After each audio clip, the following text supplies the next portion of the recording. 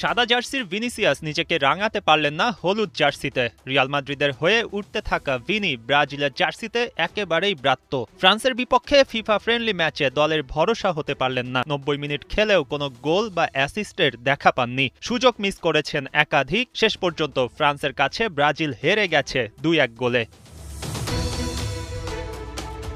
৩টা big chance miss করেছেন, shot on target নেই একটিও। ব্রাজিলের আক্রমণ ভাগ একা সামলাতে পারবেন ভিনি? প্রশ্নটা এখন এখানেই। সতীর্থ রাফিনিয়া থেকে কতটুকু সহায়তা পেলে রাঙাতে পারবেন ২০২৬ বিশ্বকাপ, এমন নানা প্রশ্ন উকি দিচ্ছে।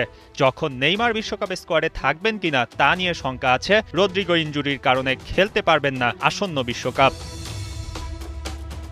ফ্রান্সের বিপক্ষে মাঠে নামার আগেই একচোট সমালোচনা হয়ে গেছে ভিনিসিয়াসকে নিয়ে। সংবাদ সম্মেলনে এসে বলেছিলেন ২৬ বিশ্বকাপে ব্রাজিল ফেভারিট হিসেবে যাচ্ছে না। এই মন্তব্যের জের ধরে সমালোচনা সামলাতে হয়েছে তাকে। ব্রাজিলের বর্তমান স্কোয়াডে নেই নেইমার, আর ভিনির পারফরমেন্সের পর নেইমারকে আরও জোরে সোরে খুঁজে চলেছেন ভক্তরা।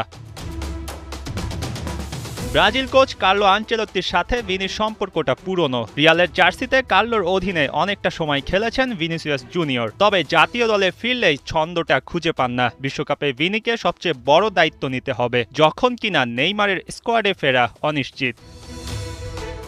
২০২৬ বিশ্বকাপ কেমন করবে ব্রাজিল? এ প্রশ্নের সদুত্তর খুঁজে পাওয়া মুশকিল। কোচ আনচেলত্তি দলকে গুছিয়ে নিতে তেমন সময় পাননি। দলেও এসেছে বেশ কিছু নতুন মুখ। বর্তমান স্কোয়াডে ভিনি, রাফিনিয়ারা বড় নাম। চোখটা থাকবে তাদের দিকেই। তাদের হাত ধরে ব্রাজিল কি ফেরাতে পারবে হারানো গৌরব?